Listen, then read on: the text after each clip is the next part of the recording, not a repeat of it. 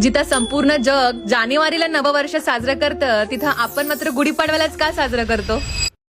तर फक्त महाराष्ट्रातच नाही, साऊथलाही हा सण उगादी म्हणून साजरा होतो.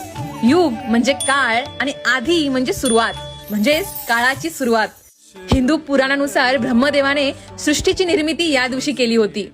आणि असंही म्हणतात की जेव्हा रामाचा या दिवशी राज्याभिषेक करण्यात आला होता, तेव्हा प्रजेनं गुढ्या उभारून हा सोहळा साजरा केला होता. या दिवशी कडुनिंब आणि गुळ यांचे एकत्रित सेवन केले जाते, कारण जीवनातील गोड आणि कटू अनुभव हे दोन्ही स्वीकारणं असा सुंदर हेतू या प्रथेमागे असतो. ऍस्ट्रॉलॉजीनुसार हा दिवस 3.5 मुहूर्तापैकी एक मानला जातो, जिथं सारे ग्रह आणि नक्षत्र अत्यंत अनुकूल परिस्थितीत असतात. त्यामुळे आपण या पवित्र दिवशी नवीन वस्तू घेणं किंवा कोणतंही शुभ कार्य करणं अत्यंत शुभ मानलं जातं. जेवढ्या उत्साहानं आपण न्यू इयर सेलिब्रेट करतो, तेवढ्याच उत्साहानं आपल्याला आपले सण साजरे करायला हवेत, कारण आपणच आपल्या प्रथा पुढे नेणारे आहोत.